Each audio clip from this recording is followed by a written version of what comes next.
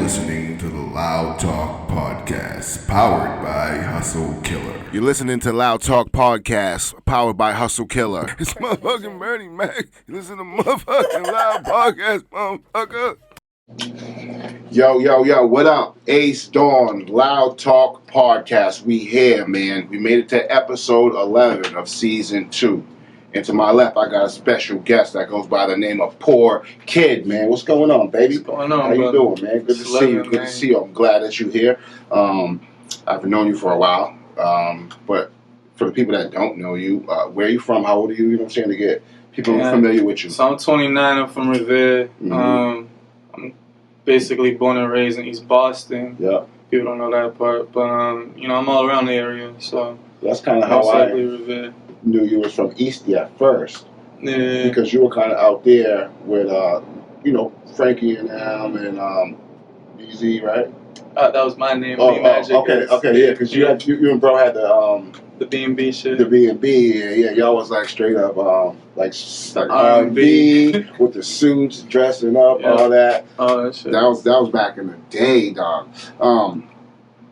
So me and you have actually worked together multiple times on certain records, and you always came through for me anytime I need you to bless a track, man, and I appreciated that. So you were on my last album, and that was a really fire song. A lot of people gravitated towards that, so that was actually a dope ass album in general. Thank you, man. Yeah, I really was trying to put it all into my last, because that's my last official project. You know what I'm saying? Mm-hmm. But so you work with Frankie Waters too. I work with Frankie Waters. Yeah. You guys. That's actually my cousin. Okay, yeah. You guys still like in contact? Yeah, I'm still talking to him. He's out in New York doing his thing. He is doing his thing. Shout out to Frankie Waters. So, you guys maybe got anything coming up? Working on anything? I don't have anything with him at the moment. I do have conversations with him about doing some stuff for my second album. Right. I'm still in actually work of my second album right now. It's just been hard time. So.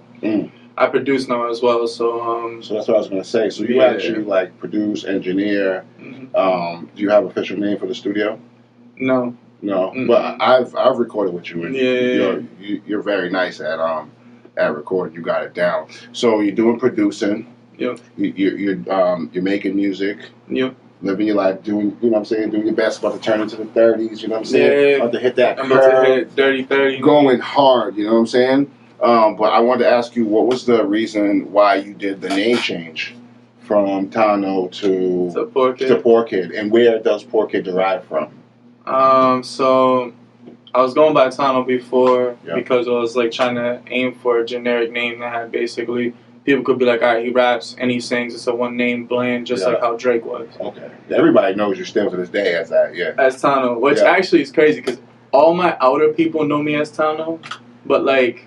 Everyone that's been around me know me as Poor Kid. Yep. A lot of my team right now calls me Poor Kid. They don't even call me Tano. Right. Because I met all of them basically on this new journey that I've been on. Yeah. As far as the name change, I went through some stuff. Yeah. Basically, I lost my pops. Okay. Pops. Yeah, I went through a whole gravitation of losing a lot of stuff. I was even with my BMs. That went dead. Yeah, right. Yep. Kids. Haven't seen him that long, and then I was stuck in a room. I literally felt not like just basically like a poor kid, like lost some money, but more of like, damn, nigga, I'm feeling bad for myself. Right. Like, damn, nigga, this poor kid's going through all this shit.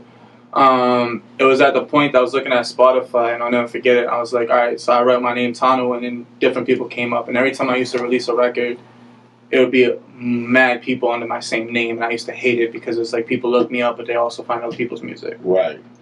The Poor Kid derived from the simple fact that I literally felt at that moment, I'm like, damn, like, I'm a poor kid right now. I feel bad for myself. And like you said, not even money, just like you lost certain things, like mentally, almost not physically. You know what I'm saying? Well, I was homeless. I did go homeless. Okay. That's another thing. So when the name changed over, I was homeless. Okay. Not even just that. I just found out my mom was dying at the time too. So R.I.P. Mom. And it was one of those things where it's just like, wow, nigga, like I'm going through a lot. The name switch was just right at the time. Right. And then on top of it, I felt like I was going to carry on my back for everyone else that's going through what I'm going through. The pain that I went through. Yep. I'm carrying also for them, not just for myself. Yeah. Okay. You know, so that was a name change. It was like, yo, I'm gonna put that in front. So it's like it's almost controversial. It's Right. like, damn, your name's Poor Kid, but you're not poor. But yeah, you're gonna carry that on for everyone else that's out there feeling the same way as you. That's the whole point. Right, because I didn't know. Because on my album, I was gonna put.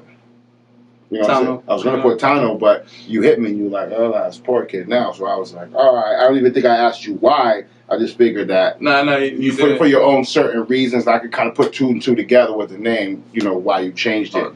Everybody hit me up when I had that name switch. Those people going off on me about it. But, you know, it's funny when they saw the progression after, I think, about 5 months later and how crazy everything was going for me. Right. Is when everybody was like, I understand it now. Yeah. It was like a whole different ballgame. But in the beginning, I was getting a lot of backlash for it. Right. So originally I had your interview booked for tomorrow, but we had to change it around because you're going to the BMAs. If people don't know, that's the Boston Music Awards. Now, are you actually nominated for anything? No, so I was nominated for a New England Music Award, which I didn't win it, but I was still just happy to be in a room surrounded by people that are literally in this game and doing this shit for that long. Okay, yeah. My artist that actually I have underneath me, what's that's her a name? singer, Shia. Okay. She's nominated. Okay. And she's nominated. She's nominated as R&B Act of the Year. Nice. And you know she's nice. I do all her mixing. I basically been working with her now for over a year. Yep.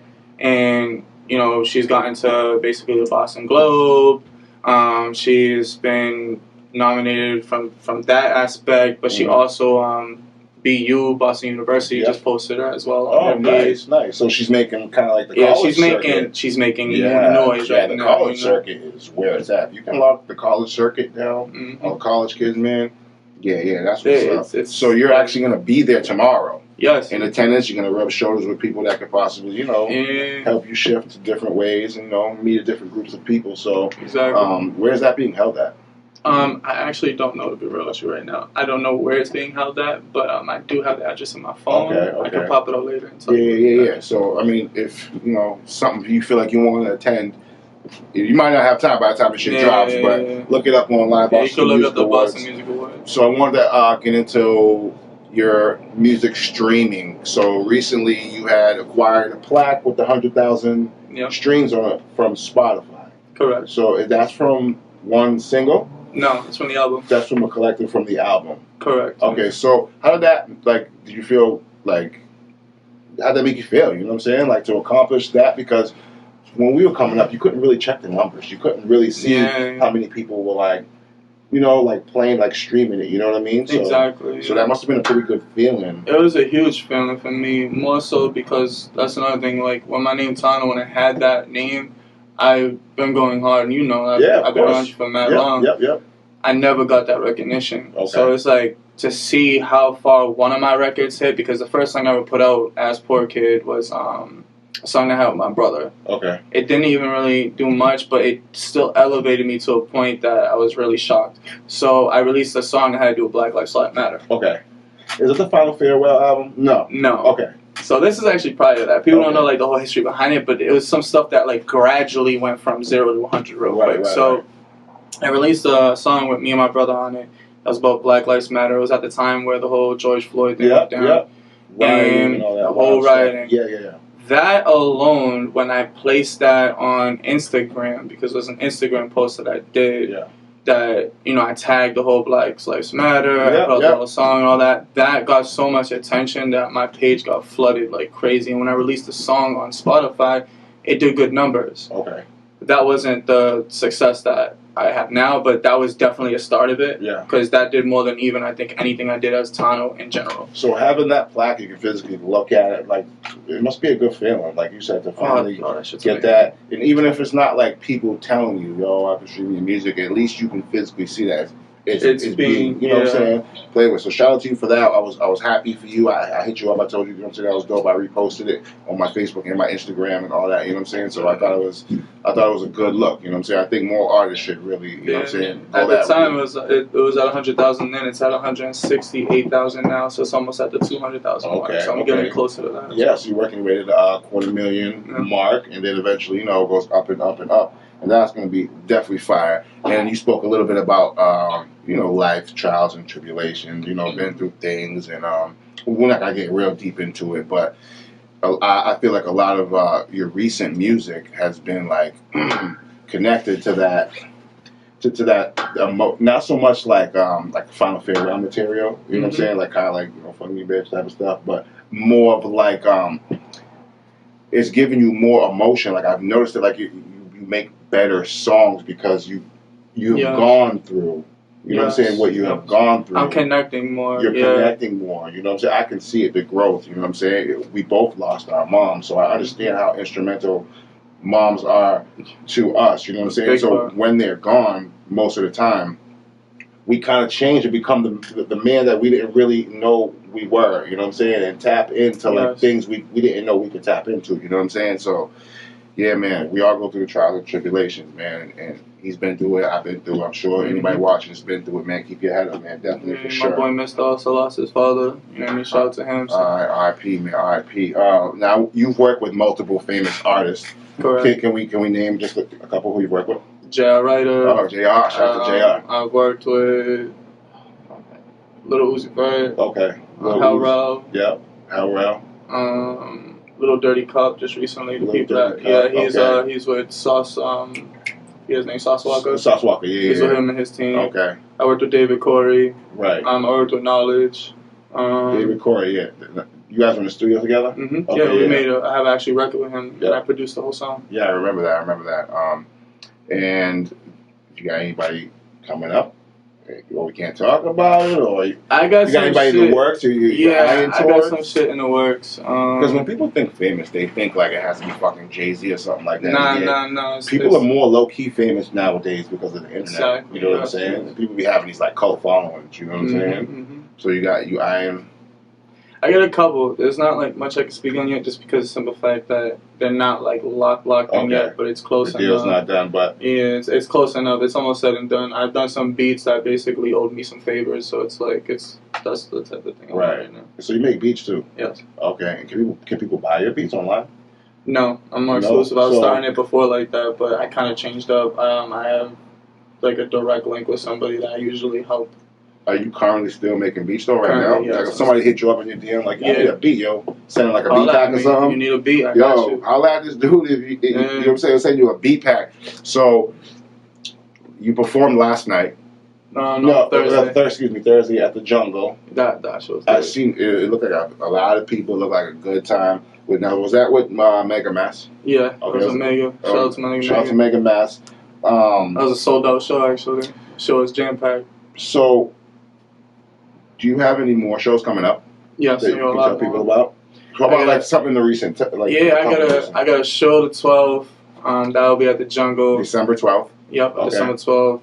I got a show the 15th. It will be in Boston. I don't know the exact location. January 15th? Oh, no, December 15th. Okay. I don't know the exact location. Yeah. But it's gonna be on the 15th. I also got a show on the 17th in Rhode Island. Rhode Island? Yeah. Shout out to Rhode Island. Okay. So I'll be out there chilling with a couple of my people. I also got events that I'm also going to be at too. So I'll be at the Millie's concert with Davies and Jadakiss. Yeah. I'll also be at the Young and May event on the 18th with Vaz and everybody chilling out and shit. So if anybody looking to see me, I'll be over there. Okay, cool. And do you have any new projects coming out? Like, so I have album, singles. Yeah, I got singles coming up soon.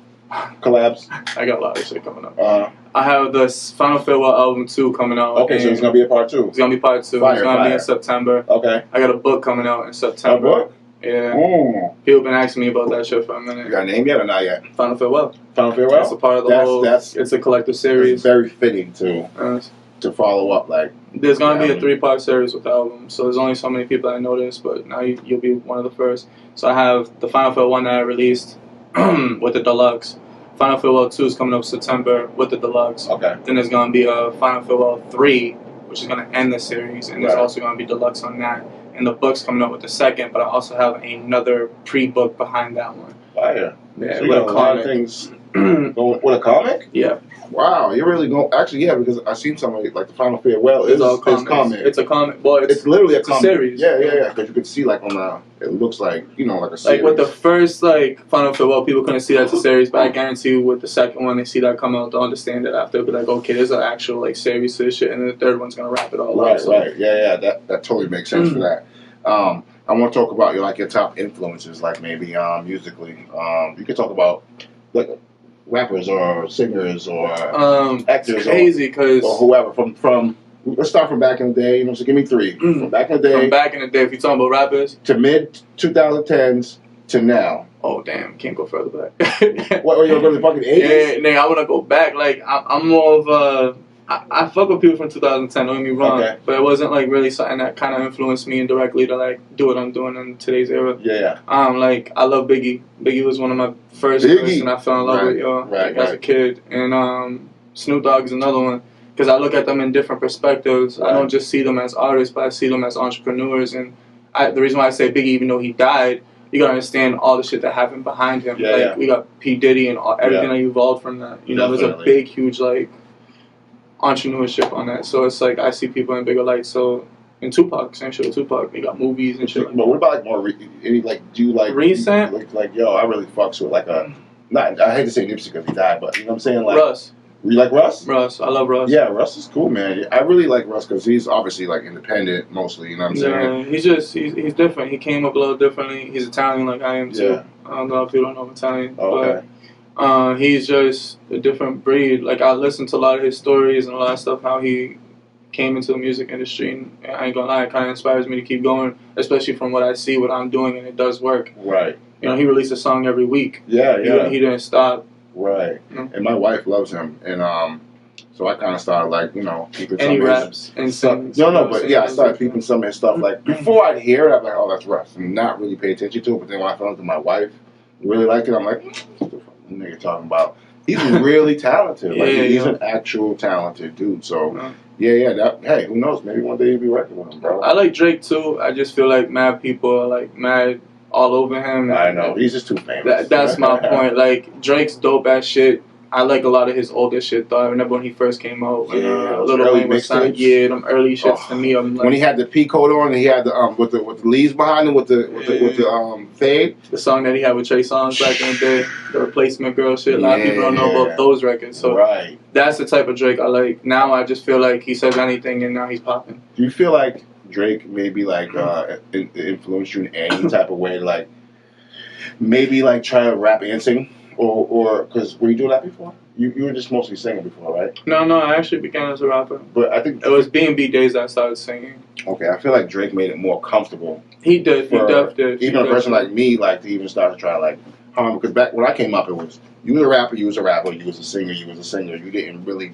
do both, you know what I'm saying? Not exactly. And Drake kind of revolutionized. That's why I said the name Tano when I did it was to formulate kind of like Drake, because Drake is a one name. Yep. That's what I wanted. Right. But then the last name started coming with it. Yep. Then you couldn't escape the first and last name together. Yeah, I couldn't. There was a lot of stuff I tried like cutting out from it, and I just couldn't escape it, so I just changed it all together, and it came out a lot better what it is. Right. So, I want to give you like a plug. Do you want to just say whatever you want? You know what I'm saying? Let people know. You know what I'm saying? What besides what we already talked about? You know what I'm saying? Yeah. Make sure you go ahead and follow my man Ace Dunn. This nigga's been doing shit. He's legendary out here. Appreciate it. Shout out to DJ Stiggs. Shout out to DJ El Cid. Yep. The whole Gemini 845 team. Right. Shout out to Inner Circle. Hold on, real quick before I start. You not work closely, but have like a working relationship with DJ Chubby Chub. Yes. Like he gets your music on the radio. Yeah. That's another thing. He be on the radio. You know what I'm saying? 945. So that's why he shouted out the crew. I think it was important to say that. Yes. That, you know what I'm saying? You work with, and DJ Chubby Chub's a legend. Yes. And DJ Sticks is a legend too. DJ Chubby Chub is 50 Cent's DJ. Yeah, He's exactly. DJ. Anytime he goes on tour, 50 Cent goes on tour, DJ Chubby. I actually made a huge, strong connection with him, stronger during the pandemic. That's when it really, really went down. Yeah, he was fucking with you, commenting, reposting, playing your That's music. when it really, because he's seen the hunger, you know what I'm saying? And that's really how it is. And then he'd jump on lives and people ask who's the next out here, he would mention my name, so I was like, that's just dope. Like, that was the part, really, to be honest. That's when I started noticing that the city's taking more look at me than what I realized. That's when he did that. Right. Because that like kind of hit home for me. I was like, damn, I have a DJ from Jam and actually saying that shit. Okay, I must be doing something right. Yeah, so make sure, I'm going to wrap up this episode. I want to make sure that you follow him, Poor Kid, PORKIDD on Instagram. And Instagram. He has a Facebook too, right? Yeah, I got Facebook, but I kind of want everything just to go right to my Instagram and be right. Okay, so check his Instagram. Follow his Spotify.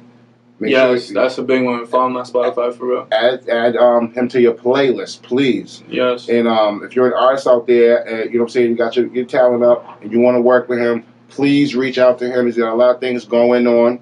And I want to thank you again. You know, Nah, man, you I are already, you know what I'm saying, bro, for real. beyond all this podcast stuff, me and you know what I'm saying, we've been cool for a long time, so I appreciate you coming on. And I also cannot forget, never forget, every episode is powered by Hustle Killer and Hustle Go Killer, man. House Studios, man. The wheels do not turn without y'all. So I want to thank y'all so much, and I want to thank Poor Kid for being here. And we're going to have episode 12 coming up. This is season 2. Episode 11 is going down, the Loud Talk podcast, baby.